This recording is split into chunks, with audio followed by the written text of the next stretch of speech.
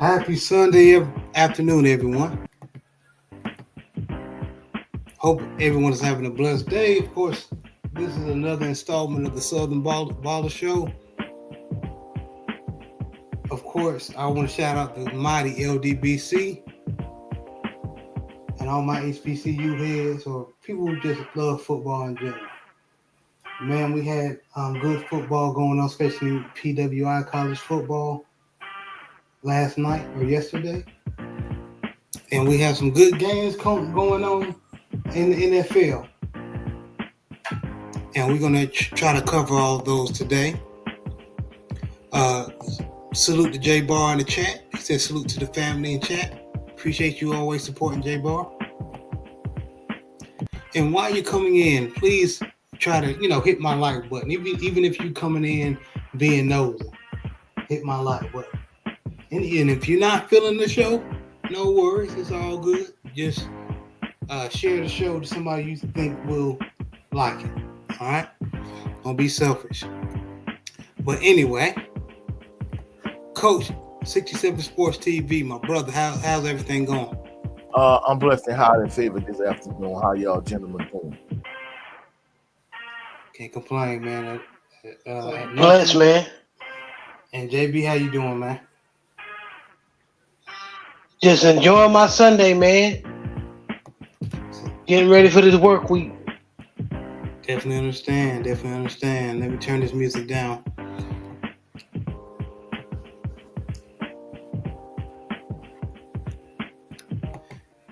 Man,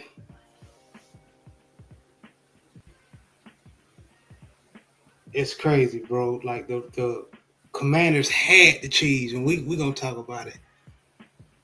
Whether they block the field goal, Chiefs are some lucky mofos, man. They really You meant not the Commanders, but not the Commanders. I'm the thinking Broncos. The Broncos. The Broncos had them, bro. The Broncos had them, man. For real. But we'll get into it a little bit later. But just going over some of the scores that happened yesterday. Of course, we're going to start off with our PWI schools. So, let me see. So, before Saturday, I'm going to go over some of the scores that happened during the weekday before. Bowling Green beat Central Michigan 23-13. Miami of Ohio beat Ball State 27-21. Ohio blew out Kent State 41-0. Northern Illinois beat Western Michigan 42-28. App State loses to their Sun Belt rival Coastal Carolina 38-24. East Carolina blows out Florida Atlantic 49-14. California beats Wake Forest opposition, or ACC opposition, I should say, 46-36. Rice loses to Memphis 27-20. UCLA beats Iowa 2017. Okay. New Mexico barely beat San Diego 21-16. Oregon, and this is the games from yesterday. Oregon beat up Maryland 39-18. Ole Miss upsets Georgia 28-10. JB, do you have any thoughts on this game? Jackson Dart was slinging that ball, man. Beck is not that guy. He's more of a game manager. And the Ole Miss didn't let the renegade of Georgia get going. So it was a good defensive game on both sides. Georgia didn't really Jackson Dart didn't really play great game as well, but he did enough to get Ole Miss to win. Awesome, man. And then we got always a brother, man. Brent Fox, man, on the show, hopping on. What's going on, brother? Hey, man, thank y'all so much for having me, man. It's so good to be back. We glad to have you, man. Y'all Man, make sure peace y'all and blessings. check out. Yeah, thank you, Coach. Y'all make sure you check out this brother's channel. He's an up and coming YouTuber. He has a series 20 by 20, and then every Thursday is It's Just Me. So y'all make sure y'all check him out, man. All right, but Yes, Lord. What's up, Brent? Go ahead, JB. I'm up, baby. No, I was just saying, what's up? Sorry, did you hear me? I said, hey, what's happening, Jake? Uh-oh. Come on. Can you hear me? Yeah, I can hear you. Okay. Yeah, I can hear you too. JB might not be able to hear you. No, he on mute. JB on mute. I think he's fixing his audio, so I don't think the issue was on you, Brent.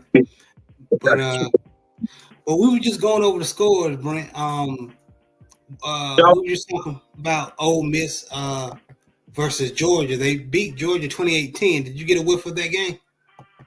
I've seen like different pieces of it. But yeah, it's kind of surprising and it's kind of not. Georgia's been real up and down this year for whatever. So I guess they must have. I don't have a whole lot of details on the game because I don't want to talk I don't want to talk about stuff that we don't have a whole lot of knowledge on. But did it seem to y'all like they just weren't consistent and that's why they lost, or did something else happen? No, you're right. Georgia is used to be the Georgia of old, packed with talent. But yeah, definitely they're. I think your opinion is accurate. They're definitely not consistent. They definitely have talent, but yeah, I didn't think they go. I didn't think Ole Miss was going to beat them. Ole Miss is kind of known for doing upsets. I mean, they beat out like a few years back. And then when what you call them was I think a few years back when Florida was good, I think they got to them. So hey Brent, we can hear you, but you sound kind of staticky on your end. Okay. Am I tripping? Is that better? Yeah, that's better. Yeah, that's definitely better. Yeah, better. So I have the phone on the stand, so that stand is probably blocking. I got it. Oh, all right. Yeah, that could have been an issue.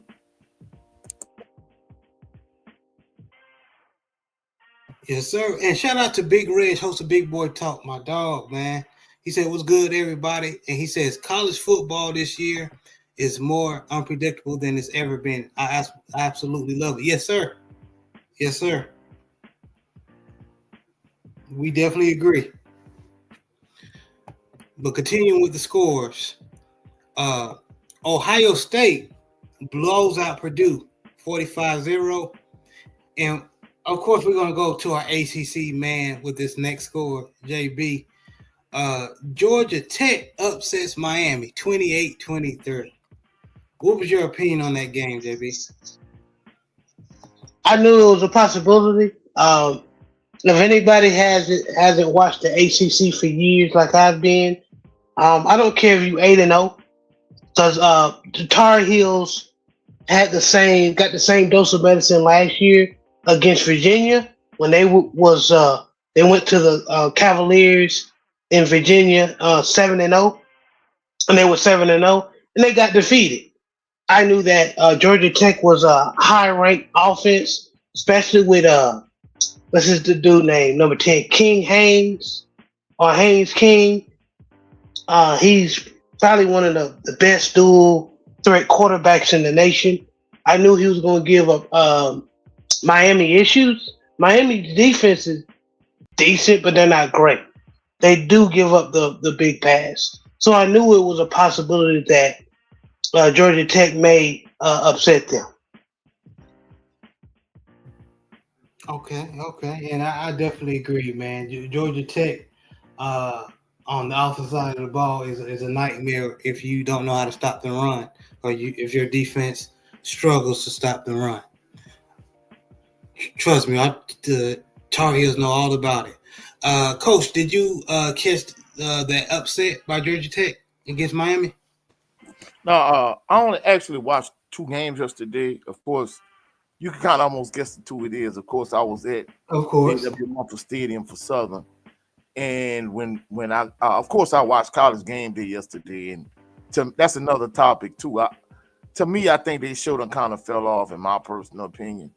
But I watched College Game Day, and then I went to A&W Memphis Stadium, P. Richardson Field, and then after the 5 overtime win, my mom and we came home and we watched LSU and Alabama, and of course, I had picked LSU, she picked Alabama, and basically I think in her mind, if you have a running quarterback, then hey, your team, I guess that's the right thing. I'm like, look, having a running quarterback is cool, but LSU's defense, because she basically was saying that Milroe is better than Nussmeier, and I'm like, all right, cool, but LSU defense is like the Saints defense; they can't stop a nosebleed.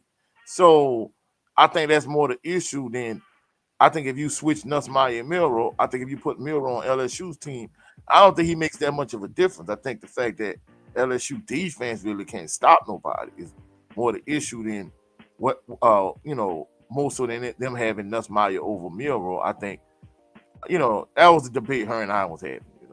In her mind, if you have the running quarterback, you're the team to beat. And I'm like, of course, I ain't trying to diss the Ravens, but I'm like, based on your theory, like the Ravens should be the Super Bowl champs, based on that theory, And she was like, well, Patrick Mahomes can run too. And I'm like, all right, but it just turned into a whole different debate, But that was only 2 games I really saw yesterday. Okay. And we'll cover a little bit of that Bama versus LSU game as well. Brent, did you get a hold of that upset Georgia Tech did against Miami? Man, I had been working all day yesterday. I missed most of the game. They were on like in the room. I completely missed them. Okay, no worries. Just wanted to see if anybody had any feedback before I moved on. But before you continue, bro, I want to ask you this question: do you think the fact that Miami lost to Georgia Tech, do you think that ends Cam Ward Heisman hopes? Because in my mind, he was the front runner prior to yesterday. Can I be honest with you? No, because as you remember, Jaden Daniels, man, that team that he was on the year he won it wasn't world beaters, and he still won the Heisman. So, you got to realize the same defense I talked about that had issues with Alabama yesterday that can't stop a nosebleed. Essentially, for all intents and purposes, that's pretty much a lot of same players from last year's defense, in which Jaden Daniels won a Heisman Trophy on in terms of LSU's team. A lot of those same players are on LSU as we speak. So that's why, the defense is trash. So in that instance, that wasn't on Milroe. Jaden Daniels carried the offense, but the defense is still trash. And of course, Nussmeier is a good quarterback. He's not as good as Jaden Daniels was, but I think he's a good quarterback, and that's what I was trying to have her to understand based on that conversation we were talking about earlier. Right, but to answer your question, I believe that just using Jaden Daniels as an example, I don't think that's going to affect Cam Ward. In my opinion, it shouldn't. JB, what was your thoughts on Coach's question? No, I mean about the LSU quarterback and the Bama quarterback. No. Or Cam Since Cam Ward lost to Georgia Tech, is it going to affect his Heisman chances? No, it shouldn't. Nah, we've seen quarterbacks in the past with lose. You know, to keep it real, Lamar Jackson, Louisville team, that year they won. The year that Lamar won the Heisman at Louisville, they didn't go undefeated. So, I mean, and again, it's the ACC. You know, I mean, there's no really gimme wins in the ACC like that. Yeah, it's SMU on there, huh? I'm just joking. Right. Nah. What was your thoughts, Brent? To answer your question about Cam Ward, it shouldn't, but it could. It just kind of depends on his next game. I'm sure that if he actually performs well in his next game, win or lose, I think that he'll be okay as far as like the Heisman candidacy. But yeah, I don't think it's gonna affect it too much. But looking at the highlights, I don't think he had like a horrible game or anything like that. I think that they just could not like get back on track from what it looked like. But yeah, it couldn't affect it. Okay. All right. Moving on with the scores. Texas blows out a struggling Florida Gators team 49-17. Penn State blows out Washington 35-6. Tennessee beats Mississippi State Bulldogs 33-14, and Indiana are still undefeated. They are 10-0 for the first time in program history. They beat a game Michigan who's struggling this year, 20-15. JB, going to you. What is your thoughts on Indiana having a surprising year? NIL. Yeah. Mm-hmm. The coach that was that they have this year, he was with James Madison last year, when James Madison had a really good team last year. Pretty much all his players went to Indiana, left James Madison and went to Indiana. So, and you know the guy can coach. So just because you move to another school, another scheme, that doesn't mean you're gonna have success. Ask Coach Prime the first year he went to, Colorado. So the dude, he really knows his X's and O's. He really has especially the quarterback and the receivers and the running back on offense. They have chemistry. So shout out to Indiana, man. They're doing good things and breaking, curses, for their program. Doing stuff they ain't never done before. Okay. Brent, what's your opinion on what's your thoughts on Indiana being 10-0 for the first time and being beating Michigan? So my I was about to go into NIL stuff, and now certain players can actually go over with the coaches, with the transfer portal and everything, and just be able to continue to build even at another institution.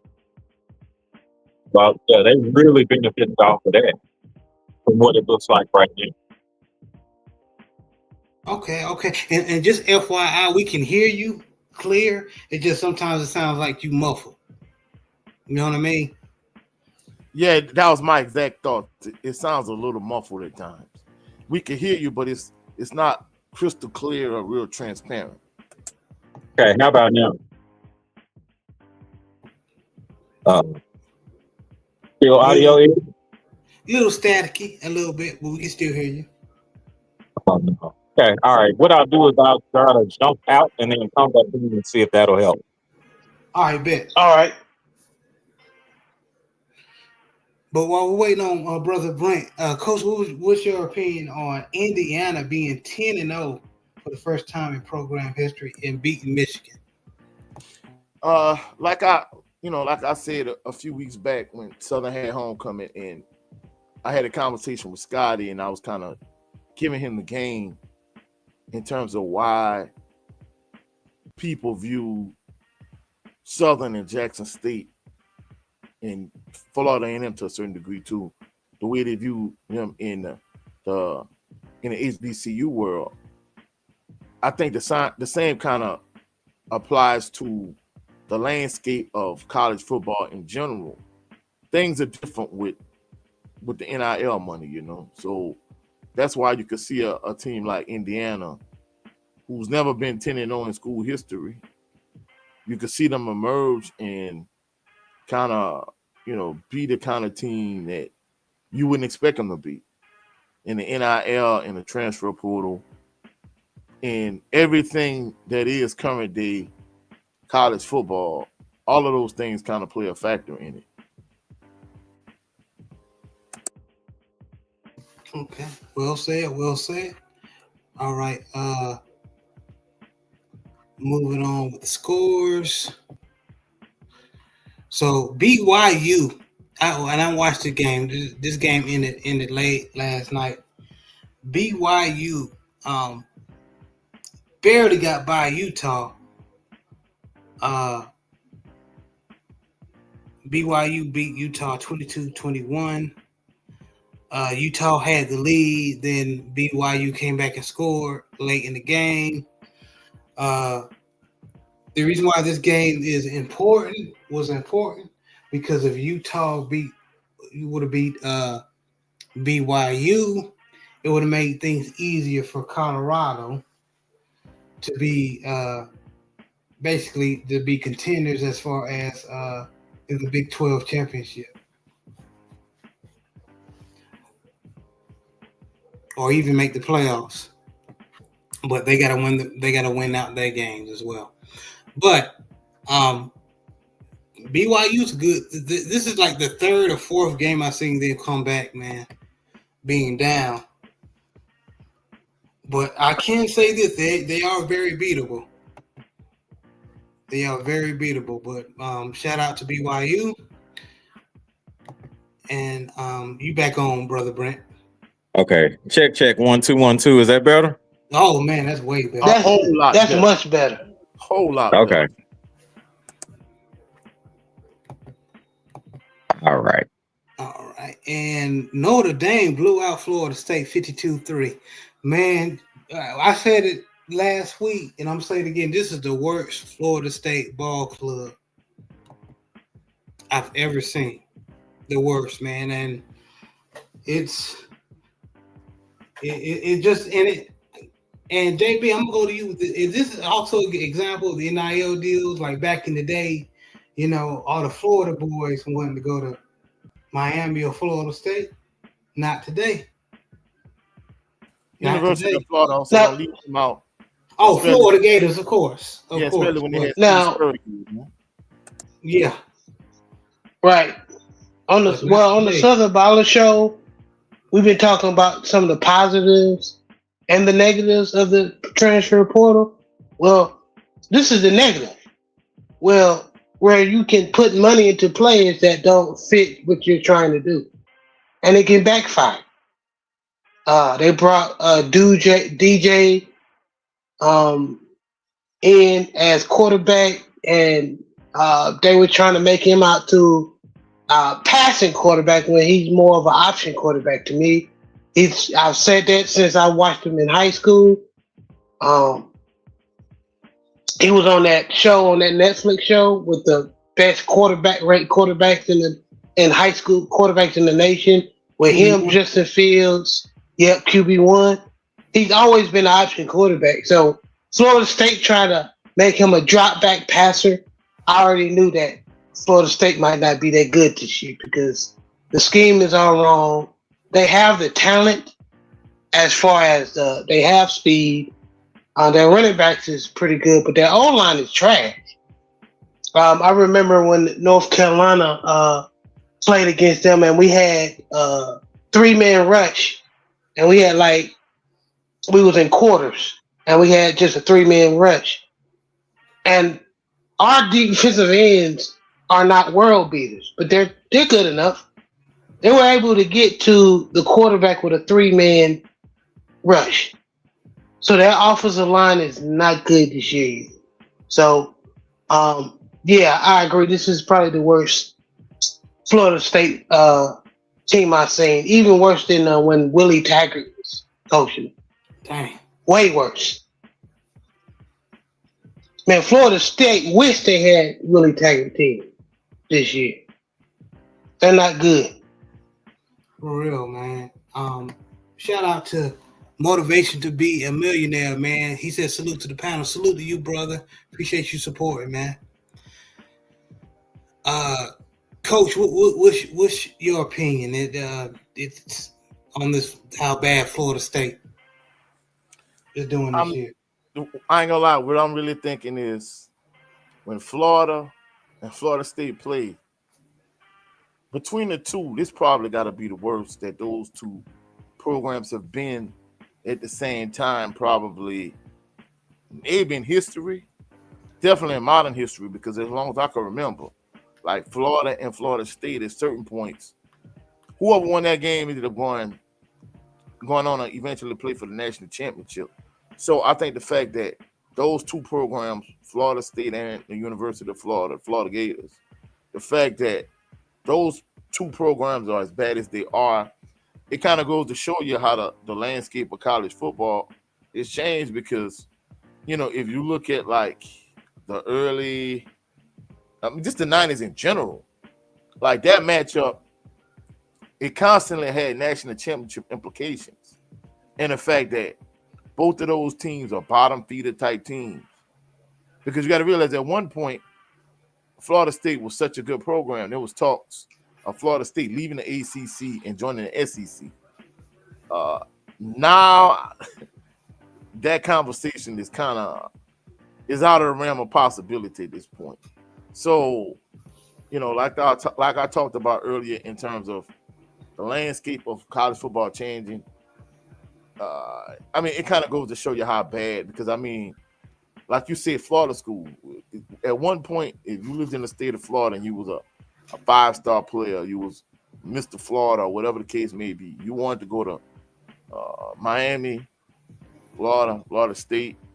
And I ain't gonna lie, I remember years ago, this was so many years ago, this one person was saying that he think that Florida Atlantic and Florida International, that it impacted the University of Florida and it impacted Florida State and Miami. And I'm thinking in the back of my mind, like, how? And he broke it down, and basically he's right. Because if you look at, just say for example, I remember one year Florida State had Warrick Dunn. Of course, he was one of the top running backs in the country. He went to Catholic in Baton Rouge. And their backup running back, Rock Preston, was one of the best running backs in the country. But since he was behind Warrick Dunn, he was a backup. And the crazy thing about it is he could have went to a lot of different schools and started. But I guess he just wanted to play for Florida State, so he was Warrick Dunn's backup. I promise you, in 2024, even if the University of Florida and Florida State were relevant, he would go to another school and he would be a starter. So a lot of those guys that might have added depth to Miami or Florida State in those days, those guys either went to FIU or FAU, and now with the transfer portal and NIL money, a lot of those guys not going to those schools at all. So the landscape of college football has definitely has changed, and it definitely impacted schools like the Florida Gators and Florida State. Even though Miami is thriving and doing well, they're still not the U like they once was when, you had players like, Clinton Portis and I mean, just think about it. I remember at one point when they talked about greatest college football teams of all time. When they talked about just the backups on the U at one point, all of those guys ended up going on to have like Hall of Fame NFL careers, and these guys were backups. So the landscape of college football is definitely different. Honestly, I think with today's day and age, as dominant as that 01 Miami Hurricanes team was, I don't think you can have a team that loaded in 2024, with the landscape of college football, because, guys, they would enter the transfer portal and go to another school, or the thing they would do is they would just go to the highest bidder, and you wouldn't have enough money to go around to all those different players, because they were showing, like, when LSU won the national championship, they had Joe Burrow at quarterback. And, a lot of people here in Baton Rouge, they were talking about, hey, who would win between that 01 Canes team and LSU's Joe Burrow-led LSU team? And, man, they showed the amount of, like, first-round picks on a U versus LSU.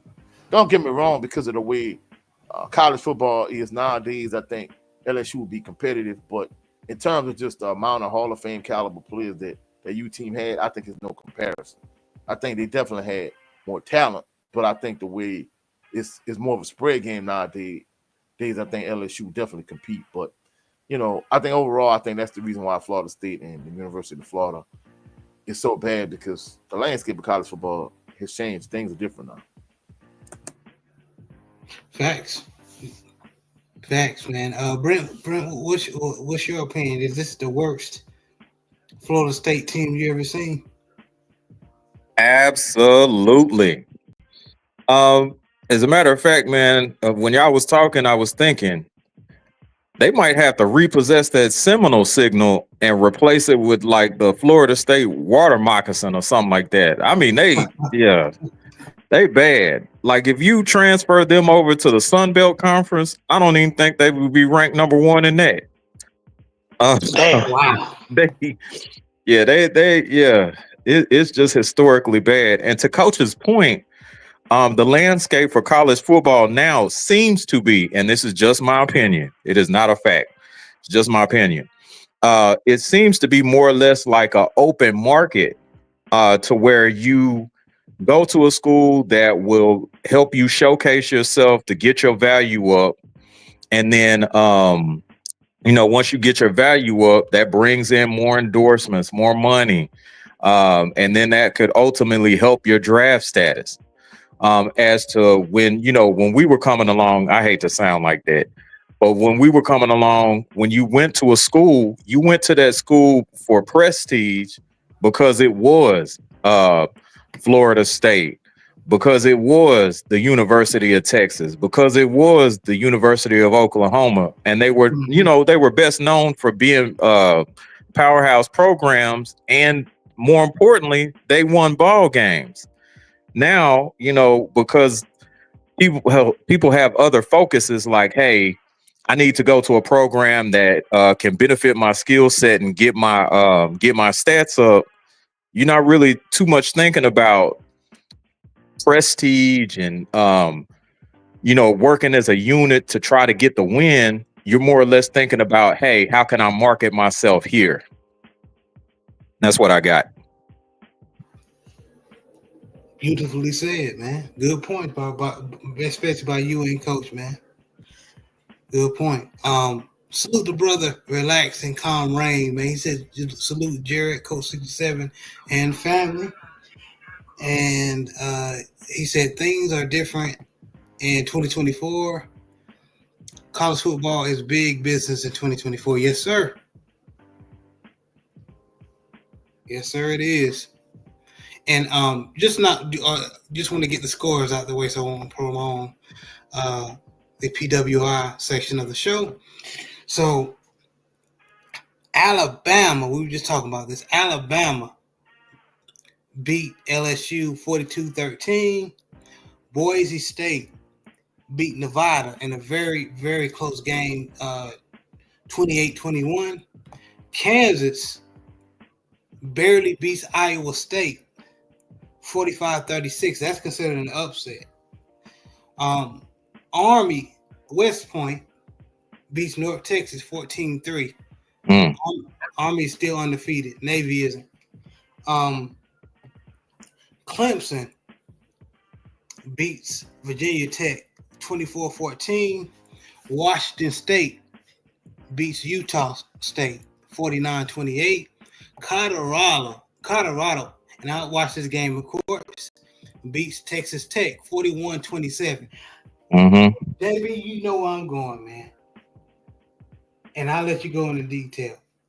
Shout out to Coach Warren Sapp, or analyst Warren. That defensive line is balling. And JB, can you share to the audience why I'm saying that? They're looking more fierce off the ball. They're attacking the quarterback. They're not just letting the DBs just sit back. They're not relying on their DBs like Hunter and Shiloh. They're actually hunting. They're putting their ears back. Even not just the pass rushing, but the run defense. Number 88, McNeil, was balling. They could not block him. Warren Sapp, I didn't know what to think about Warren Sapp as a coach. I know he was probably one of the best defensive tackles, especially pass rushing defensive tackles of all time. I'm very happy to see that he put like some of his mindset and to them young boys, and they were eating yesterday, man. So shout out to Colorado and that defense, man. Yes, Brent, do you have anything to add? And before you go out, shout out to Autism Boy, College 81. Yeah, sup, Jared in chat. Appreciate you, man, for stopping by. What up? But Brent, what's your thoughts on that? Now, I did get to see the full game highlights on that. What I actually was pretty impressed with was how effective they were with the screens that they were throwing all game. JB actually took my first place answer with the defensive line being able to attack, so I'm gonna have to go the screen route on this one. So yeah, their effectiveness with the screen passes, man, was very, very impressive. Yeah, it was, man. I ain't gonna lie. Later in the game, I think they should have just went ahead and started handing the ball off, because the defense started realizing about cutting in, interrupting a lot of those screens. So they should have just hand the ball off to the running back. But Texas, because I was eyeing this game, because Texas Tech is known to they're very beatable, but they're known if you're not on your game to upset you. Yeah. In that conference. So it's good they took. They're gonna move the ball offensively. Yeah, they can move the ball offensively. Oh yeah, shout out to Taj Moore being the all-time leading rusher for Texas Tech. Yeah, isn't it Todd Brooks, I believe? Oh, Taj Brooks. I'm sorry, Taj Brooks. My fault. No, you good. Cause I was. Appreciate you cleaning that up for me, man. No, you good, man. Hey, we all learning.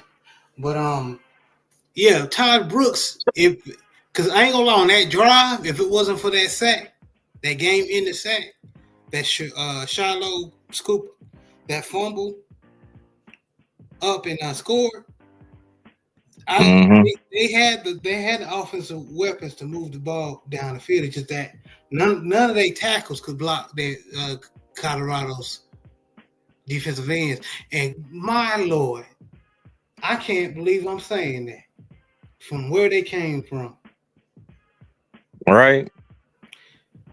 Warren, you gotta take your hat off to Coach Prime and Warren Sapp, man. You got to. If you don't, you just hating. I don't care if they lose the rest of their games. Big improvement. Yeah, they showed Coach Sapp doing like the agility drills with the defensive lineman. He would turn that ladder up, man. Yeah, man. Warren Sapp was known for his agility, being big and moving and be able to move that fast. I mean, you couldn't really put him in today's game as a defensive end, But I mean, he's just teaching the boys how to effectively get after the quarterback and use your hands as a defensive lineman. Get rid of the offensive tackle or the offensive lineman, and then look for the ball or the quarterback. So they look it's good. nice to see them feet didn't go away. Right. It's nice. Definitely nice to see, man. And but moving on, Virginia upsets Pittsburgh 24-19. ACC strikes again. Yep. South Carolina beats Vanderbilt 28-7. I'm not surprised. This is not an upset. South Carolina, the games that they lost was on them. Making mistakes. But they had Bama beat and LSU beat. Mm-hmm. But Boston College gets by Syracuse barely, 37-31. Western Virginia beats Cincinnati, 31-24. Rutgers beats Minnesota, 26-19. Navy beats South Florida, 28-7. Texas State beats University of Louisiana Monroe, 38-17. Okay. All right, Texas State. Mm-hmm. And Bobcats, they've been balling lately, man. Liberty beats Middle Tennessee, 37-17. Okay. JB, UConn beat your boy Trent Dilfer, Alabama Birmingham, 31-23. I want to see who he's yelling at now. Yeah. Oh yeah. That's exactly what I was thinking. You might as well hold up a mirror and start cussing himself out. Oh man. Facts. Telling you. Man. But Marshall beat Southern Miss 37-3. Georgia State gets blown out by James Madison 38-7. Duke beats NC State 29-19. San Jose State, I wish Big Joe was here, beats Oregon State 24-13. He's my formerly the Pac-12. He's my West Coast man as far as football, Pac-12 and all them teams, or the teams that used to be with the Pac-12, or Pac-10, whatever they used to call. Tulane beats Temple 52-6. UTEP in 2 overtime barely beats Kennesaw State 43-35. Jacksonville State in the overtime beats Louisiana Tech 44-37. Louisiana Lafayette, Raging Cajun, beats Arkansas State 55-19. Western Kentucky beats New Mexico State 41-28. Arizona State beats Central Florida 35-31. TCU gets in a win column, beating Oklahoma State 38-13. Missouri beats Oklahoma 30-23. That's crazy. In the last 2 games, UNLV beats Hawaii 29-27, and Air Force beats Fresno State 36-28. What was you about to say, JB? Yeah, Oklahoma is not that good this year. No, yeah, you right. And salute to the big homie, Big Joe, man. He said salute to the family, man. I was just talking about you. Big Joe.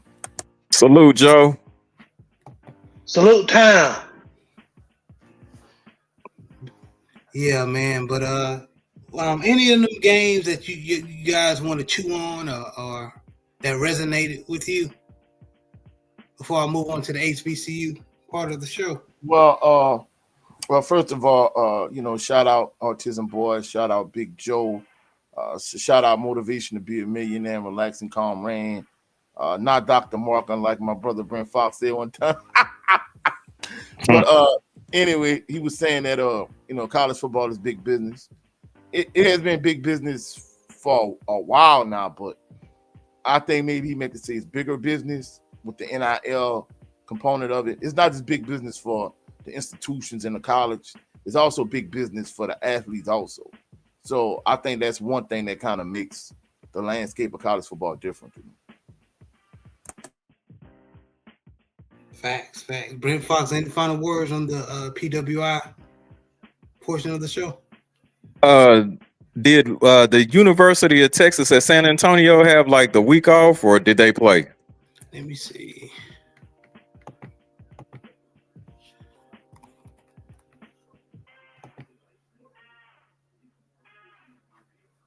I'm gonna tell you in just a second. Okay, I could be looking that up too. Hang on. They played.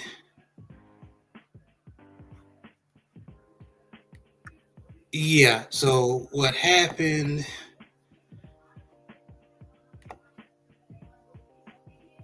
is they played on last Saturday, November 2nd, and then they got a game Friday, this coming Friday against North Texas.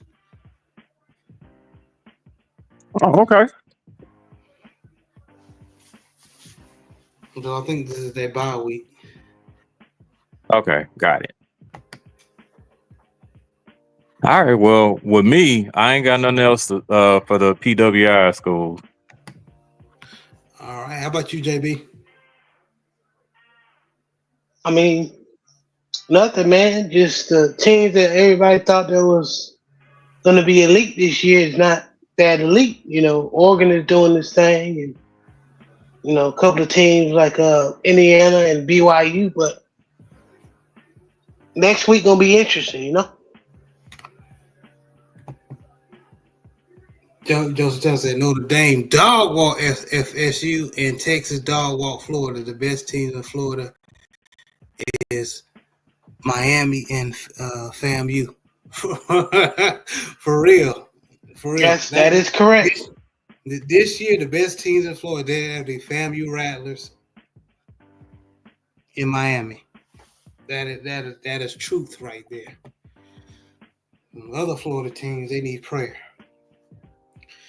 But okay, all right. Moving on to the HBCU world, and then we're gonna let Coach, since he was at the Southern game, we'll go over what happened in that overtime victory against Bethune-Cookman. But going over the scores, okay? So Morgan State beat off of pesky Delaware State 36-28. Prairie View A&M beats Florida A&M 31-12.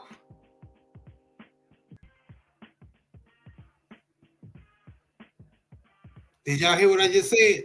Yeah, I heard what you just said. I'm interested in knowing what happened. So Prairie View A&M beat who? You heard them? They beat FAMU. That's right, fam. Ooh. Yeah, I mean, the SWAC is extremely unpredictable at this point, so it's the HBCU ACC. Mm-hmm. Oh, y'all fine. Yeah, Prairie View A&M is 5-5, and Florida A&M is now 5-4. And it looks like they couldn't stop the wide receiver James Burns. Through the air, he had 117 yards and a touchdown, and their defense came to play. They couldn't stop the running game either. Man.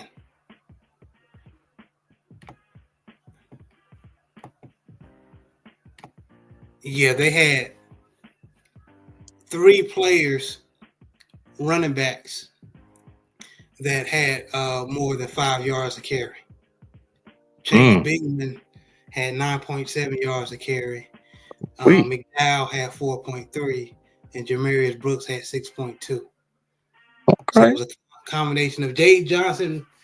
He had 12 completions, 16 attempts, 193 yards, 1 touchdown, 1 interception, but he managed the game enough where James Burns was able to eat. And the running, FAMU got hit in their mouth, man. FAMU got hit in their mouth. Here go Big Joe. He said, "Let's go Panthers." Oh man.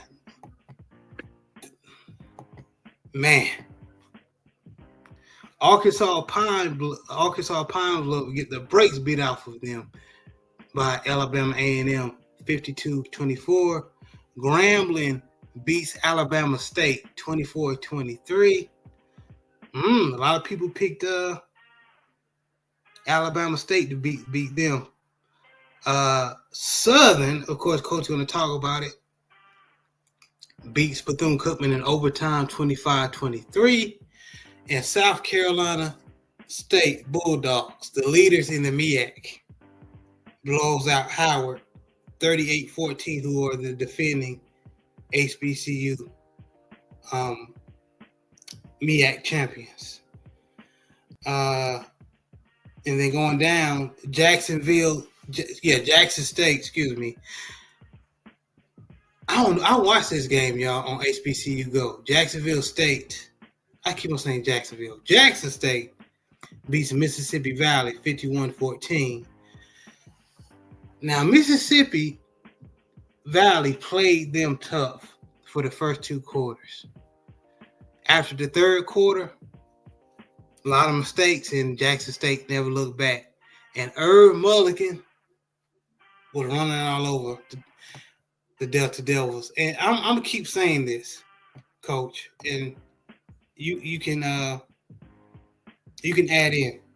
They got a good coach. I believe they got a good coach in Kendrick Wade, and they got some good pieces down there. They just need to build off what they got. Yeah, their season is not. Don't fire Coach Kendrick Wade. I think they got a good coach.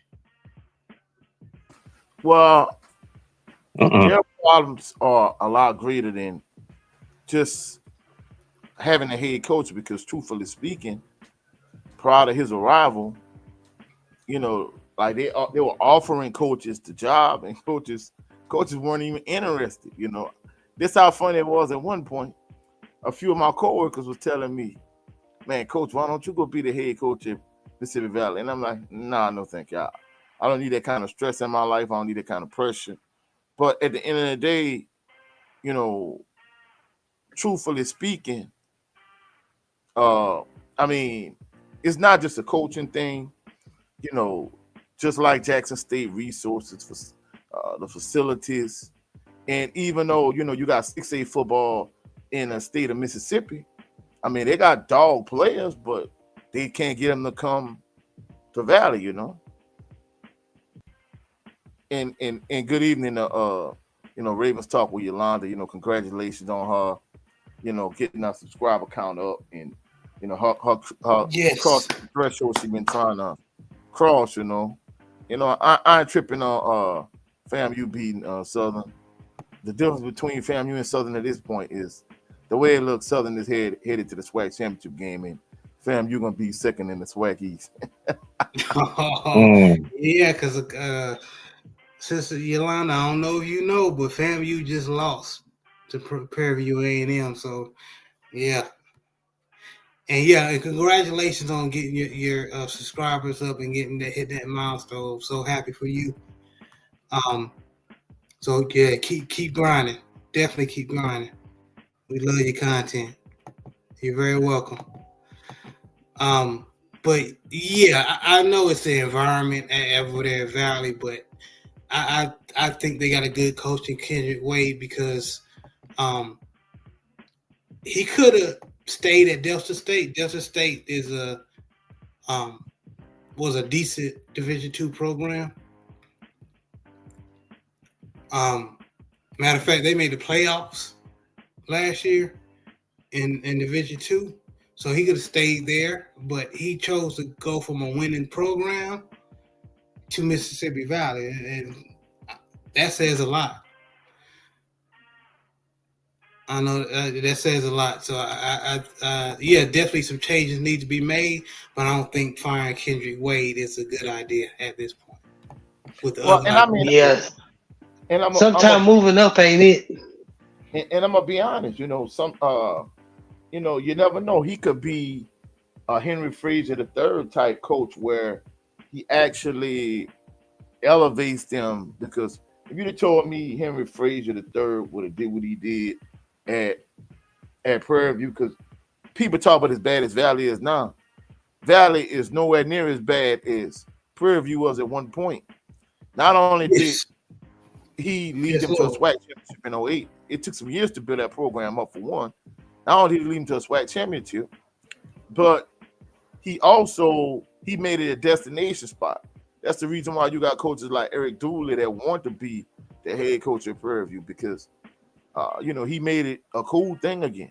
So, it just takes him, whether it's him or someone else, it takes the right coach to fix the culture and get the facilities and the resources and the things that they need. People just look at the on-field product, but there's a lot of tangible and intangible things that go into having a successful college football program. It's not just the players on the field. The players on the field is the end product of all the ancillary things around it, That's true. That's true. And what I'm saying? I know my team Rattlers do better.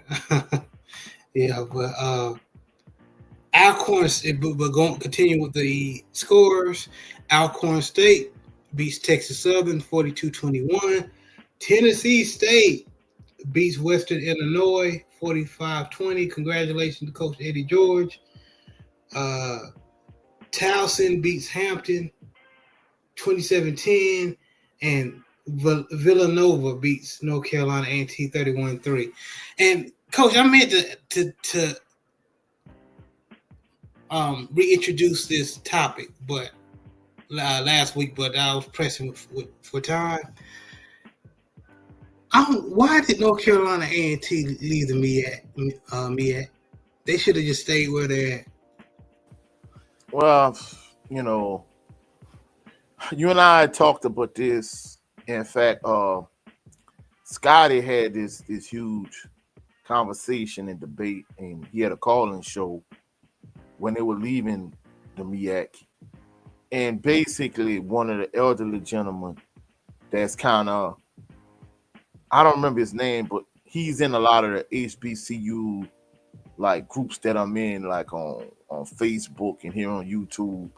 And basically he was saying, it's more of that Iceman, the white man's ice being colder in terms of, hey, I mean, I was never a huge proponent of playing a bunch of PWIs or trying to prove that, hey, we better than just being an HBCU school. We want to step up to the next level. I mean, if it was me, I'm not even going to lie, truthfully speaking, I'm going to just use Southern for example.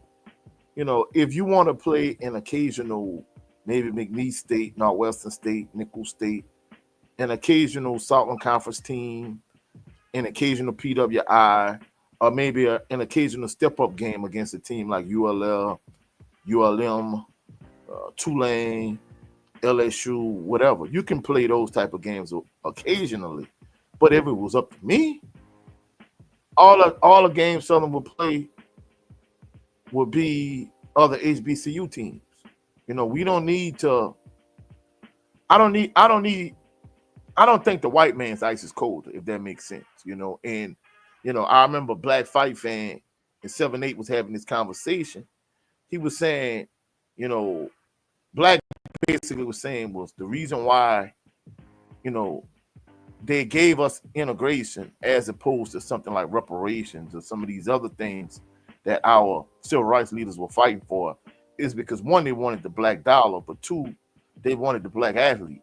And basically they were saying if all the black athletes left the NFL and the NBA and Major League Baseball in all of these different professional leagues. And they started a Negro League for each sport or whatever the case may be. You know how much money these major corporations will lose. So that's why, like an organization like the NBA, who's, you know, the best basketball league in the world, that's why they're hating on Ice Cube with the Big Three. It's like, all right, Ice Cube has the Big Three. Why are you hating on him? But it's like they want all the attention, and they don't even want former NBA players to play in the Big Three. And, you know, that kind of goes to show you that corporate mindset. And I think, you know, it's just buying into the ideals and the ideology of white supremacy. You know, that's why you have teams like FAMU that at one point, you know, left the MEAC and want to prove that, hey, you know, we can play up, or North Carolina A&T. Because truthfully speaking, when North Carolina A&T left the MEAC, they were a team to beat in HBCU football. I mean, they won a few Celebration Bowls in a row. They were the team to beat. But, you know, again, you know, thinking the white man ice is colder, and you want to prove that you better in HBCU football, and you no longer want to be in the HBCU realm, you trying to move up and trying to prove a point. You know, that's the reason why they're in the situation they're in, instead of being content where you are. Because truthfully speaking, like I said, if it was up to me, you know, Southern would only play other HBCUs, whether that's, you know, Howard or Hampton or Tennessee State or whoever, you know, because to me, I think those games have more meaning. And it seems like, you know, just HBCUs in general, like a lot of times when they play PWIs, even on their own level, even if they are heavy favorites, to me, they don't seem to get up for those games. And from a coaching standpoint, you know, it seems like at times, especially depending on who you're playing, you know, the HBCU coaches, for whatever reason, they don't coach as well. They don't make necessary adjustments, things of that nature. So, you know, I'm a proponent of sticking with my own. You know, that's just, maybe part of it is because I went to Southern and I went to HBCU, and my education and my thought pattern and my mindset is different. But that's the reason. That's the way I see it. And I felt like North Carolina A&T, they was buying into this white supremacy that we see, and they basically thought the white man's ice was colder, and it was chasing that. And you see the aftermath of it now as we speak. Yeah, man, they definitely, in my opinion, should have stayed in the MEAC, man, because this is the third season in a row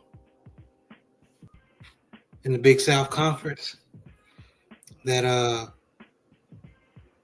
they're gonna be under 500.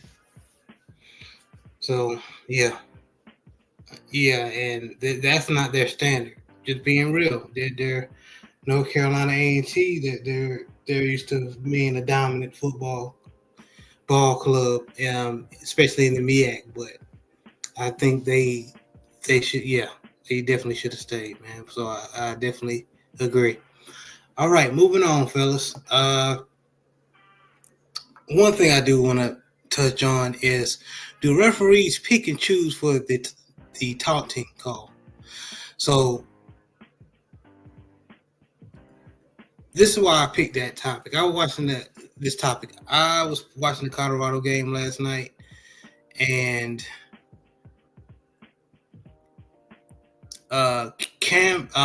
one of Colorado's defensive backs basically stopped or did a great pass deflection in the back of the Hodges.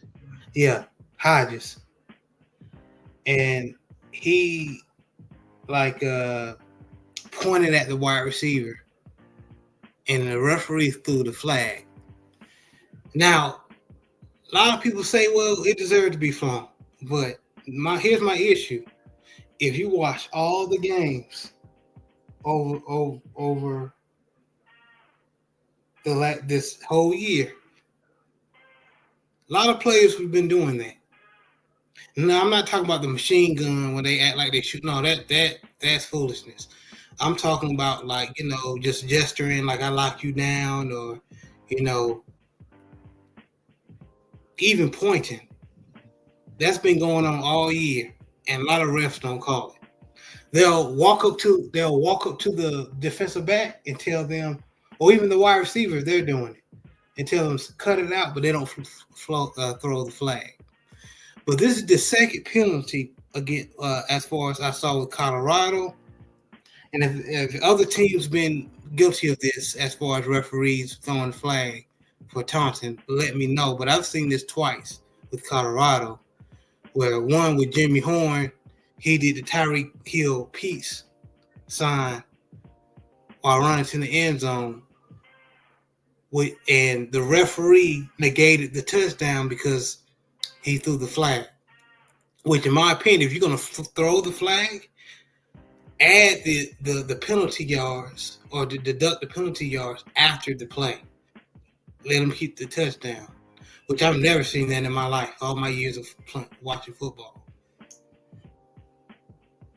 And last night, some of the same things. So, do you guys agree with this?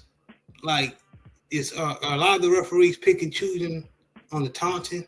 And how can this be fixed? Well, honestly, bro, they changed this, a few years back, because in the past it was always a dead ball penalty, and you would assess it on the point after try, or you assess it mostly on the kickoff. But what they did was they just say, I remember, I'll give you an example, right? A punter for LSU, he bobbled the snap and he went to punt the ball. He just took off and he was running, right? He literally got to the 1 yard line and he had a taunting type gesture and he scored. See, in the past, it would have been a dead ball penalty in terms of unsportsmanlike conduct, and you would assess it on the kickoff. But what they did was he did it on a 1 yard line. And what they did was they assessed it as a live ball penalty, and it was 15 yards from where he did it. So instead of them getting a touchdown and assessing it on the kickoff, it was 15 yards from the spot of the foul. So LSU got the ball on 16. So, they've changed it. And just like everything in life, you're going to have double standards. And there's a lot of double standards and inconsistency. But from an officiating standpoint, I'm not gonna lie. If y'all saw my post-game reaction to Southern and Bethune-Cookman, like, I'm not the best person to talk about officiating because I'm not gonna lie.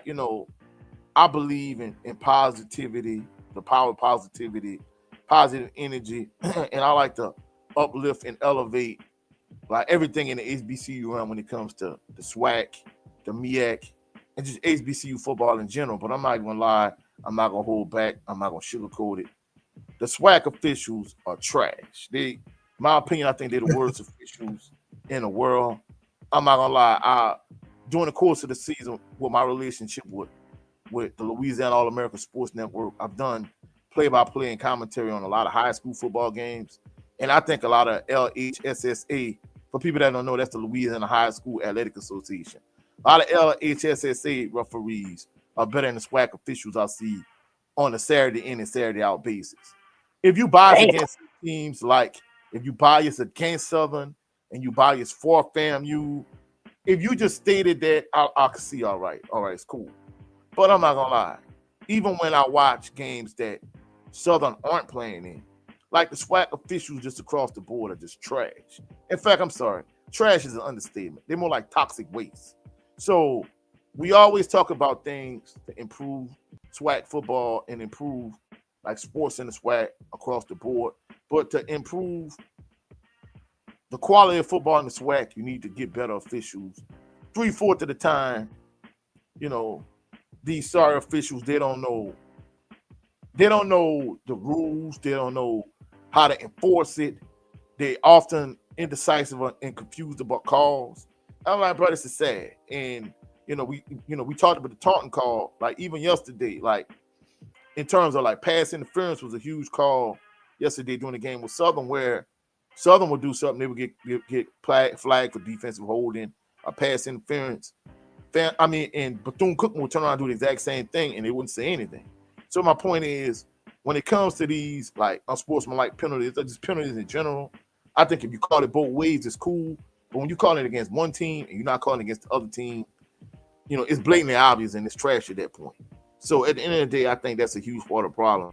I think I'm not gonna lie, when it's your team, even when you coaching, because I told a story like from a coaching standpoint, as a coach, you're always gonna think you're getting a short end of the stick until I've had friends that was the head coach of the opposing team, and they see things the exact same way you see it as when it comes to them being calls going against them. But when you really look at it in the grand scheme of things, the calls tend to go right down the middle. Sometimes it may go in favor of you, sometimes it may go in favor of the other team, but the coach gonna always feel like he getting a short end of the stick. But in this particular instance, with this team I had, like the team already wasn't that good. And we was a team that was synonymous for not getting calls. The other team, they was synonymous for getting calls. It was a basketball game. They already was beating us like 14-1. And my best player, like Euro, stepped around one of their players, and his right arm like grazed. He didn't even hit him, no. Grazed the other player's arm, and he flopped like the guy was charging. And the referee called charging, and I'm like, bro, like he literally barely touched him. Anytime the coach from the opposing team like, oh, that's a bad call. He didn't tell us to the official, he told it to me. But I'm like, come on, man, like it's obvious. Like they already winning. They got a much better team. If you call it down the middle, they still gonna win. But you making it obvious at this point that you against us and you for them and we at home. So, that's the thing I hate when it comes to officials in general. I mean, don't get me wrong. It's not easy to officiate games because, as a coach and as a PE teacher, a lot of times I'll officiate games in PE class. And of course, just as usual, certain players think, oh, you favoring the other team. So I've had students in the past, I'm like, all right, you think I'm biased? Like, my first year teaching, they thought I was favoring the other team and me being an umpire was terrible. So what I did was I let him be the umpire of the next PE class. In the same way he was complaining about every call, like the kids, I don't know if they were trying to do this in support of me or they legitimately thought he just was doing a trash job. I ain't gonna lie, they gave him the business. And he came and he probably like, Coach, I'm sorry, you were right. It's not as hard. It's not as easy as I think it is. So I'm not saying being an official is an easy job, but there are instances where, like I saw, just say yesterday, I saw this one game where, it was a face mask penalty, and the referee was standing right there. And he didn't even make the call. So it's like when you obviously miss blatant calls, or when it's controversial, then we have a problem. And this is an issue across the board when it comes to SWAC officiating, and just officiating in general. Well said, Coach.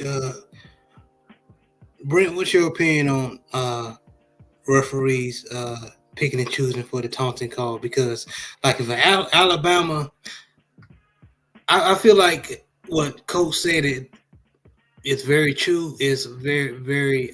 It depends on what school it is. Let's say it's like Alabama, and I've seen like a lot of Alabama players do like the so long yester taunt, which everybody's doing now, especially Cam Ward. When he throws a touchdown, he do the so long taunt, and nobody's calling that, which I don't think they should. But if you're gonna call that, call it, call it taunting, but it. That's my point, man. It's what you think? What do you think, Brent Fox? Honestly, because these people are human beings. Yeah, they're gonna have some biases and all of that.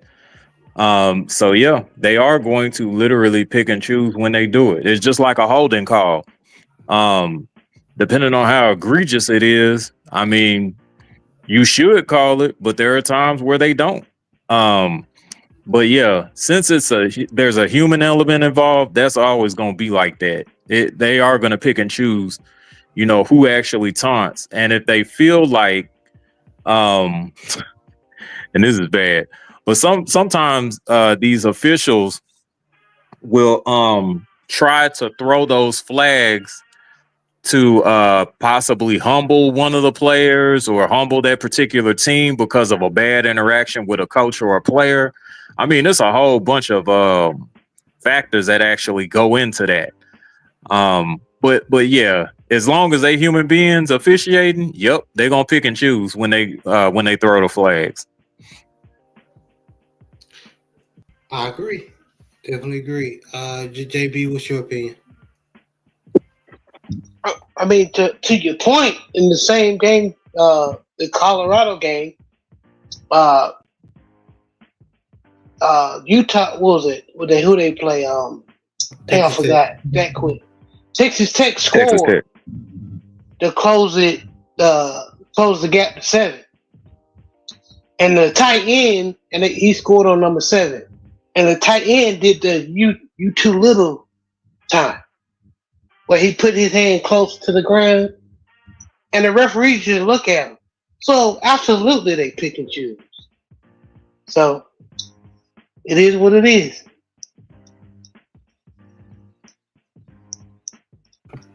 I'm just going ahead and say, and I'm not, how I feel about. I don't feel like how I'm not all on the Deion Sanders train, but I think some of the referees do have something against Colorado. It's obvious.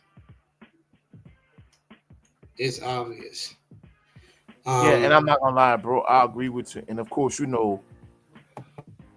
especially after the Ryan Garcia situation, I'm definitely out for that train. Like, I really don't rock with Coach Prime like that no more. I'm not even gonna sugarcoat it. Right. I'm gonna tell it how T.I. is. But they don't like him because they view him as being arrogant. Having confidence and having charisma and swagger is one thing, but people don't realize a lot of people don't like him because he's a black man and he's unapologetic and they see him to be arrogant. So he don't understand that's gonna rub a lot of people up the wrong way to begin with. So a lot of calls are gonna go against him, and his players seem to have his same brash, like, personality in terms of swagger and confidence and ego. So I don't think he realized that, but I don't think he really cares anyway. So it is what it is. Right. Okay. All right. I just thought I just been seeing this all year about the taunting calls are not consistent at all. So I definitely thought it was a good topic to talk about. All right, moving on. We're gonna get off of football for a little bit. So Jaron Boots, in his fault, carrying Chuka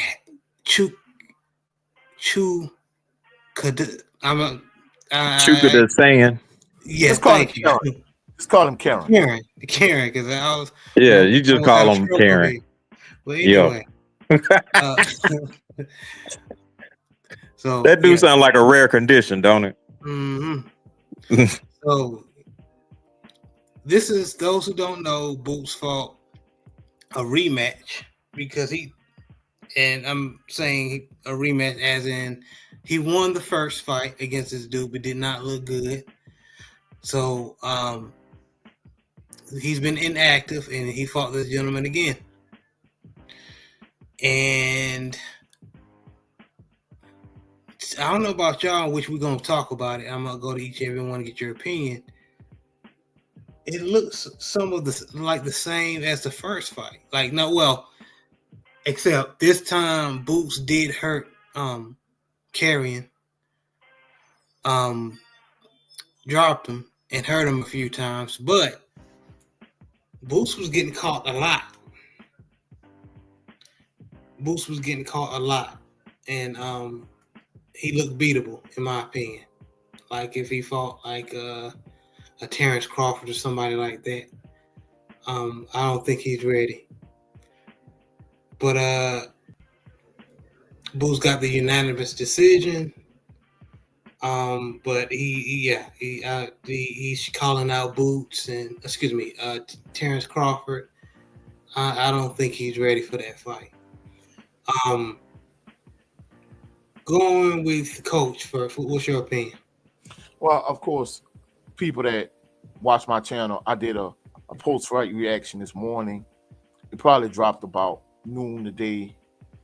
I watched the fight last night, and I'm not gonna lie, I was very unimpressed with Boots in this. The reason being because at one point, someone like myself thought he had the potential to be a Roy Jones Jr. type fighter, not in terms of Roy Jones Jr. style, but in terms of his athleticism and his potential to be a potential superstar. And what I saw last night, I was utterly unimpressed because he got hit with a lot of shots that he shouldn't have got hit with. Someone on his level should not get caught with a lot of punches he got caught with. And for individuals that thought that Terrence Bud Crawford or Errol Spence Jr. both ducked him, truthfully speaking, he talked about after the fight him potentially moving up to 154. I'm not gonna lie, I think if you was to put him up against the other welterweight champions, whether we talking about Mario Barrios, whether we talking about Brian Norman Jr., whether we talking about Stanley Jonas, or even somebody like a Virgil Ortiz, I think all of these guys, truthfully speaking, I think those will be good, decent fights. I think Brian Norman Jr. probably give him the best fight. And I lean slightly to Boots, but in my mind, if you told me this a few years ago that someone like a Brian Norman Jr. and I would see him fighting against Boots as being a 50-50 kind of fight, I'd be like, man, you crazy. But I'm at the point now where, when Brian Norman Sr. was on 7 Sports TV, probably a couple months ago, some weeks back, Brian Norman Sr. made a lot of good valid points. And I think he's right from the standpoint of, Boots is not as indestructible as I once thought he was. Don't get me wrong, I think the first fight with Karen kind of somewhat exposed him, but last night, even Bozy Ennis himself, he was telling like, hey, get rid of him. I felt like in those instances, he wasn't giving Boots specific instructions on what to do to get rid of Karen. And I think that was part of the issue. And I think part of it is, Boots really wasn't listening to his dad. He was kind of doing his own thing. And I felt like he was defensively irresponsible, looking for the big shot to trying to get him out of there. And I'm like, dude, it's obvious this dude is not going anywhere. You're not knocking him out. You're not getting rid of him. So you need to fight the kind of fight you need to fight to be successful in terms of, just looking good as opposed to trying to score the knockout. And I think that was a huge part of the issue. And truthfully speaking, I think if he was to fight Bud would savagely knock him out for one. And even, I think at this point with EJ being, having such a long layoff and supposedly he's going to fight the Towering Inferno, Sebastian Fundora. I think at this point, truthfully speaking, I think if Boots was to ever fight, Errol Spence Jr. at the top of his game, when he was at the height of his, the peak of his powers at his zenith, I think that Errol Spence Jr. probably stops Boots Ennis also. But truthfully speaking, I don't know if we'll ever see that version of EJ again. But in terms of him talking about moving up to 154 and maybe him fighting, Bud, I ain't gonna lie.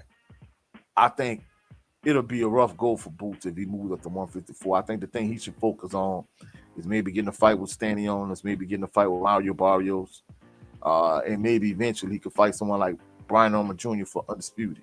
So I think that should be his plan. But, but him having Eddie Hearn as his promoter, him being on DAZN, I don't know if that's a good look. Maybe they got the fights for him, cool. But in terms of, him thinking he's going to be the undisputed welterweight champion of the world, I don't think it's going to happen because I don't think Eddie Hearn is really concerned about that. And for him to make it seem like none of those dudes want smoke with him, I think honestly, I think they really would want smoke with him. And I brought this up on my post-fight reaction earlier today. I think if you had a promoter like Don King, and Don King get all these guys in the same room or get them on the same page, you would easily get a tournament where you might put Stanley Jonas against Brian Norman Jr. You would put Boots against Mario Barrios or whoever, and you would get your nice welterweight tournament, and you would get your undisputed welterweight champion. But for the sport of boxing to treat Don King like he was some kind of pariah. He was like some kind of devil.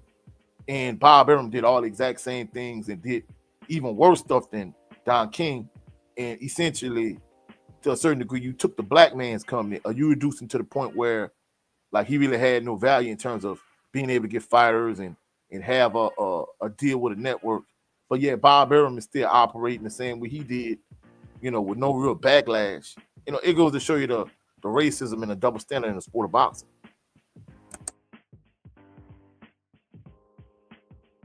Yeah, I agree. I definitely agree. Brent, what's your opinion on this fight? Okay. My opinion on this second fight was this. I do agree with most of what Coach was saying earlier.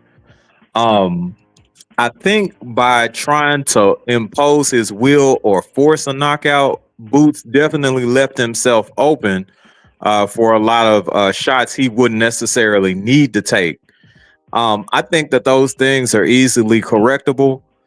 But yeah, whoever made the match in the first place, which I'm sure is Eddie Hearn, they probably should not have made that second match with Karen. The reason I'm saying that, of course, is some guys just have styles that are not going to make you look good. Karen has a style that does not make Boots look good either way. The last time they fought, or the first time they fought, rather, Boots was a little bit more defensively responsible. He just was not able to. He was just not able to escape a lot of clinching and a lot of movement that Karen was doing to just kind of like slow down Boots' offense. This time, Boots tried to go in there kind of like guns blazing, tried to sit in the pocket and hit or exchange a whole lot. That's not recommended for any type of fighter or boxer to stay in there too long and try to trade shots with anybody. Because if you get caught the wrong way, the fight's over. But I just think that because Boots was actually trying to force the issue is what made the performance look like that. I think that if he does fight somebody else, he'll be a lot more defensively responsible. I just think that person's style is just not good for him as far as like an entertainment value. But he was able, to his credit, to knock Karen down. But at the same time, man, forcing the issue and all of that, that's dangerous. And I hope he actually learns from that before he actually finds out from somebody else. That's all I got. Man, that was great. Okay. JB, what was your opinion on the fight? I think I guess earlier he promised a knockout, and he was trying to force one. And like Coach and the brothers were saying, you're not going to knock everybody out. And with that being said, he left himself open a lot, and you could tell he was being frustrated. His pops was getting frustrated. But it's okay, Apparently, the dude Karen got a sturdy chin. He's awkward. I mean, just whoop up on him, man. That's it. Just whoop up on him. You don't have to knock him out. Just beat him convincing, by wide margins. But hey, this is just a learning experience, But if he tries to get like knockout hungry, and I hope he doesn't do that against like more capable fighters, he will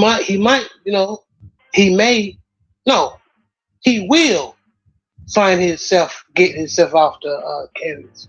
So we'll see what the future leads for Boots. Okay, bet. Okay. All right, let's move on, man. All right, we're going over to the Week 10 action, man. And man, I wish that my brother Big Joe was here. He does an awesome, fantastic job doing the recaps, but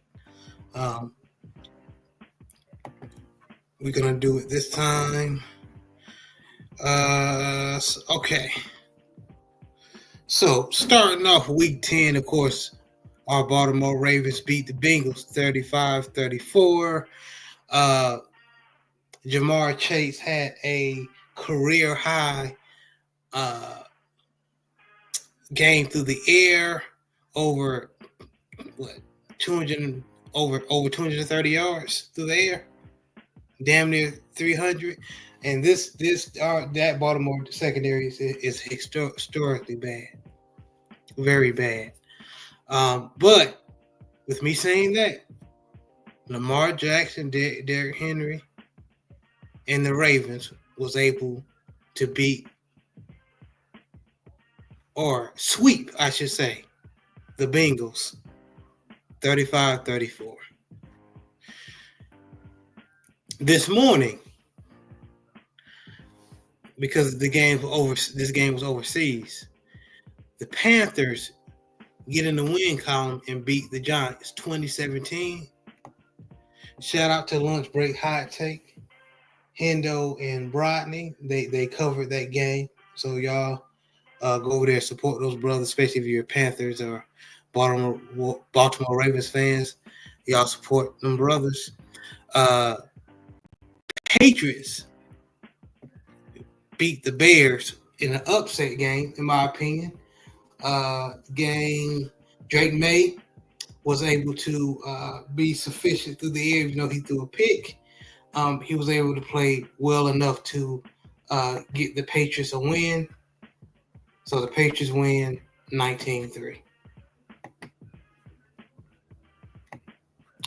And 49ers barely beat the Buccaneers 23-20. This was the first game back for Christian McCaffrey. He only had, I'll say, 39 yards on the ground, but you know what? This is his first game back. So not gonna give him too much flack, but I know Mr. Shelton is somewhere happy. But the 49ers barely beat the Buccaneers 23-20.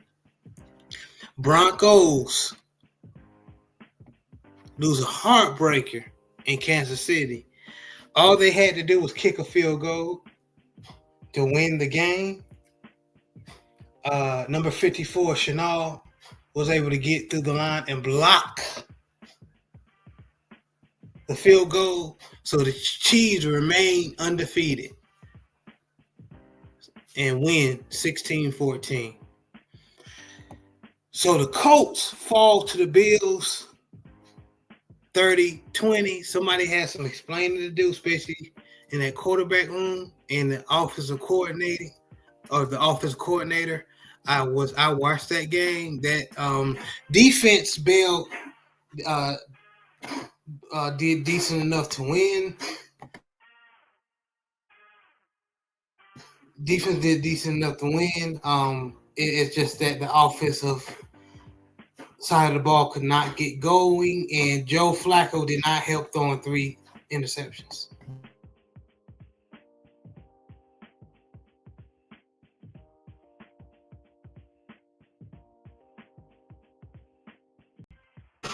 Excuse me, y'all. All right.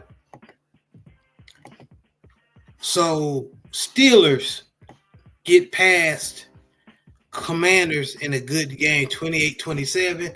And Brent, talk about that game. What was your assessment on that game? Man, okay. So it was a very sloppy game as far as execution goes on offense. And there were also some defensive issues that we still need to be able to address going forward.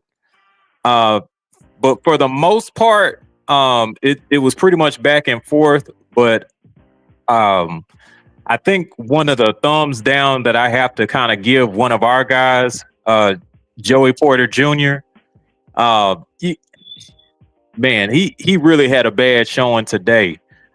He had two crucial pass interference calls that led to scores. And then,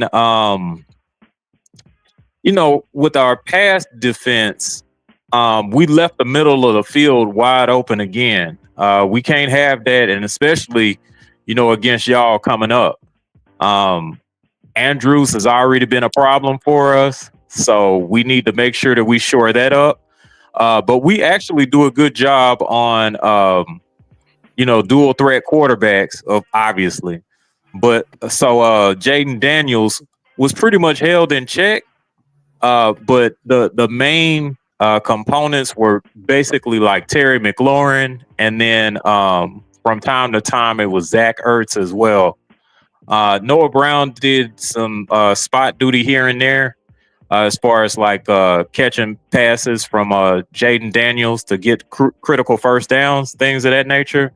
But shout outs to the resourcefulness of our coaching staff. The last few plays that we went out on a 4th and 1 to try to see if we can make one of the defenders from the Washington Commanders jump, and it was successful. So that was what pretty much secured the victory for us, as far as the Washington Commanders defender jumping off sides. Gave us an automatic first down, and we were able to kneel it out after that. Yeah, it was a definitely good game. And yeah, Autism Boy, I know they're 9-0, the Cheese, and they're undefeated this season. But that was it. Yeah, that, and I ain't gonna lie, I'm not just saying. I thought that was that first down from Zach Ertz. That they turned that depending on which referee was calling that game, that could have gone either way. But hey, yeah. Now, Coach was talking about them SWAC referees earlier. I think that they was trying their hardest to like impersonate them, boy, because they threw some really late flags on holding calls and all of that. It was not so great. Yeah. Like the play would be over, they would throw a flag. Oh yeah, so and so was holding. Yeah, that was the referee. The refereeing is they said they were supposed to clear, improve this year, but no, I'm not seeing that. Mm-hmm. And going back to the Colts, I want to say this. I know we were talking about Steelers. Mm-hmm. I know AR-15 or Anthony Richardson was benched because I'll put myself on mute. was benched because he quote unquote gave up, said he was tired. I'm tired, boss. I'm tired, boss. But they owe him an apology because Joe Flacco went in there and stunk up the place for real. I would rather have him in there. I'm so sorry, Jared. I would rather have a guy in there that is at least willing to try and not tell the media that I wasn't in there because I got tired. Like, yeah, okay, you thought that you was being honest and transparent, man, but there are just some things that you just don't say. Or you just don't show. Football is still a combat sport. Now imagine, you saying that you tired. If I was playing on the defensive side of the ball against Anthony Richardson, the coaching staff is still gonna have him out there to prove a point to him. So yeah, after he breaks off like a long run, or if he's scrambling around in the pocket, whether or not I get a flag or not, I'm gonna hit him in his midsection. I'm gonna go right there to his strike zone in his midsection and just hit him. Right. Even if he throws the ball, even if he carries out like a play fake, I'm hitting him dead in his midsection until he throws up. You talking about you tired? Yep. Man, get out of here. But even on that game, man, I think at some point they should have put Anthony Richardson, and I'm sorry, because Joe Flacco, I think the coach could even possibly won that game if better quarterback play. No, I mean, we discussed this. Me and you discussed this in the past when Anthony Richardson did he tapped out. He needs to sit and learn. Mm-hmm. I think this is going to be good for him, and he needs to learn how to be media savvy. There's some things that you don't tell everybody because this is competitive. Like Brent Fox said, if I'm a defender and I know that you got that weakness in you, that's something that defensive coordinator is going to game plan against you. So, Joe Flacco, no matter how bad he played, he's a veteran. He got a Super Bowl. He was last year. He was the NFL Comeback Player of the Year. He needs to take this opportunity, like Bryce Young did, and sit back and learn something, like Bryce Young did with Andy Dalton. Now, Andy Dalton stuck up the joint as well, but Bryce Young was able to sit back and look at and reflect on what he needs to do. And Anthony Richardson needs to do the same thing. Just sit back and understand that he can lose his position just like that. I don't care if he a first round or not. True, man. Well said, man. And just continuing with the scores, man. Vikings barely beat the Jaguars, and Sam Darnold is just became the Sam Darnold I recognize. Like everybody talk, oh, Sam Darnold tearing things up. Yeah. I was like, yeah, give it time. And this is one of them games. He almost lost to the Jaguars. Oh boy. But they got out of there winning 12-17. Oh, excuse me, 12-7. And Sam Darnold threw 3 interceptions. Yeah, it's different when they got film on you, ain't it? Yeah. Yeah, man. Very different, man. But he got weapons though. He got weapons to bail him out, but not every game you got to make sure you try to be mistake free. And Sam Darnold is known to make mistakes. But Coach, I'm moving on to you, man. Your Saints came back and beat the Falcons. Y'all were down. Right. Well, no. You had the lead, and then the Falcons were trying to come back, but you were able to beat them off with a stick. Marquez Valdez-Scantling tore their secondary up. Big time. 2 touchdowns, 109 yards to the air, and only 3 receptions. And thank God for him, because y'all couldn't stop Bijan Robinson. Drake London was tearing y'all up, and Darnell Mooney and Kyle Pitts at one point of the game, a few points of the game. But I will give y'all offensive line this: y'all did not give up any sacks. Even though Derek Carr was under pressure a little bit, but y'all kept him upright, and he was able to throw, have a good game, 269 yards, 2 touchdowns, and like I said, Marquez Valdez-Scantling did a great job, and Alvin Kamara did a good job in the passing game, and Taysom Hill as well. So, Coach, what's your opinion on this game?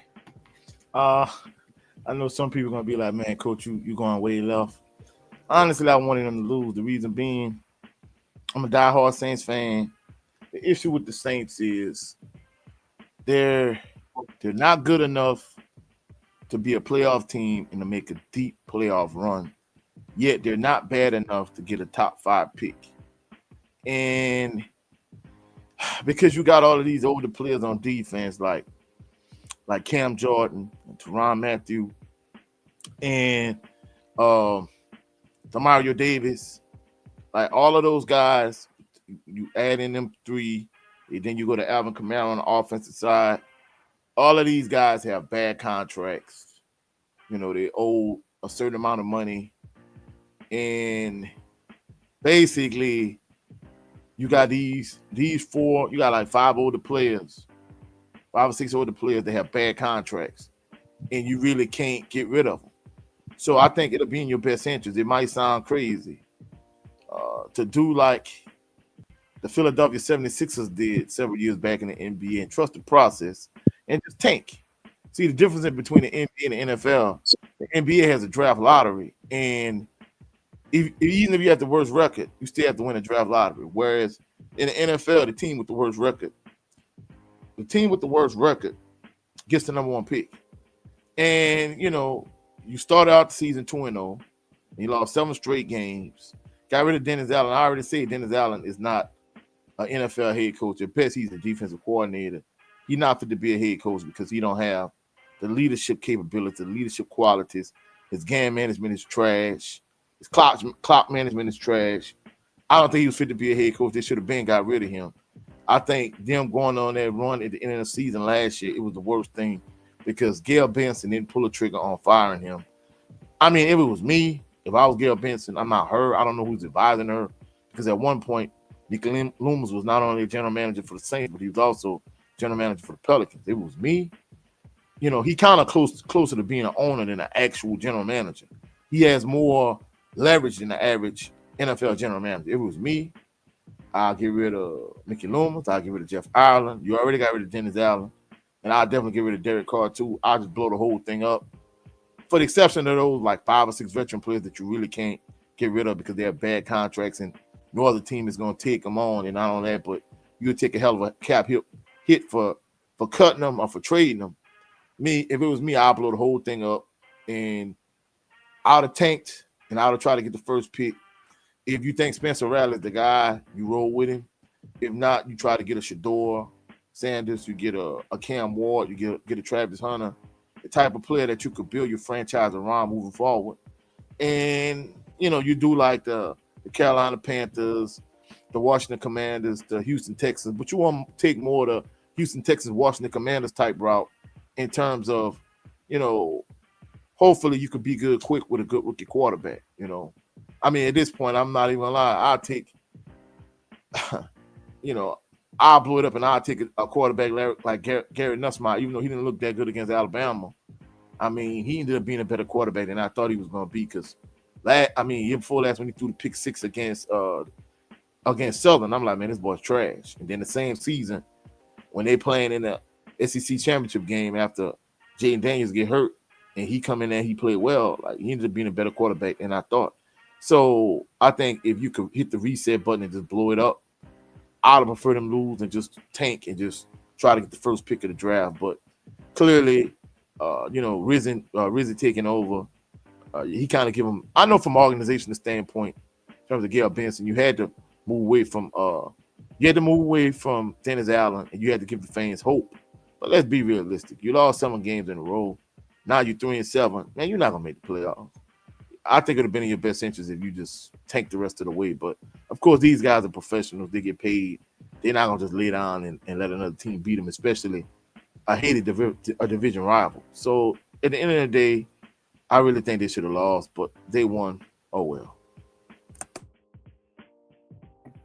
Okay, I definitely hear you, Coach. So we got 3 games currently going on. We have the Titans losing to the Chargers 27-10.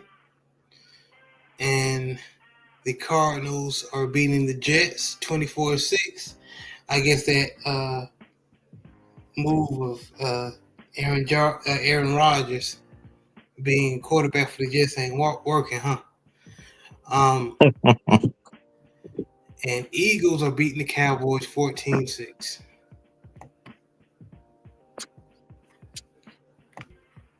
And those are the scores for the NFL. Any feedback, fellas? As far as like the NFL next week scores? game gonna be next week game versus Pittsburgh gonna be crazy. I know that. I'm really looking forward to that. Now, yeah, y'all got to come to us, don't you? I think so. I know. It's gonna be interesting. Yeah. I'm definitely not looking forward to seeing Derrick Henry. That's gonna be a whole problem. Heck, I'm not looking forward to see George Pickens, man, because our secondary can't. Don't say, man. That should have been our pick. We picked our Dabo, whatever his name is. Man, he was hurt. So, and he turned out to be a beast.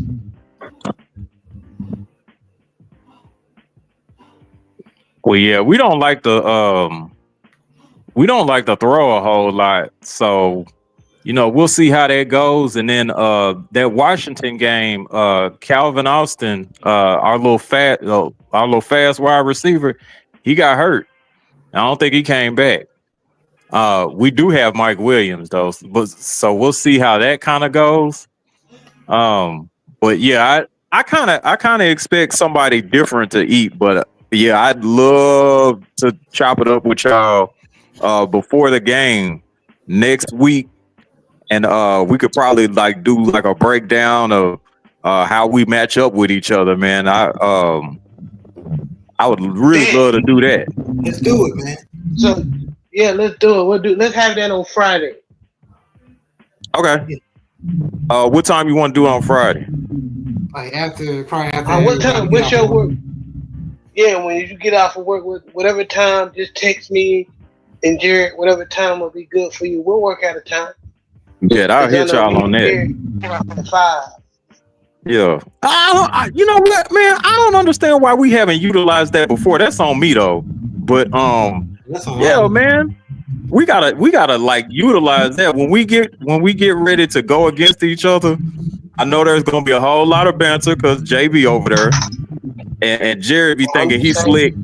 Yeah, Jared be thinking he's slick. He slipped stuff in too. No diddy. But yeah, we got to do that, man. We got to go on live, man. Lightly roast each other, go over matchup stuff like that. I think it'll be a lot of fun, man.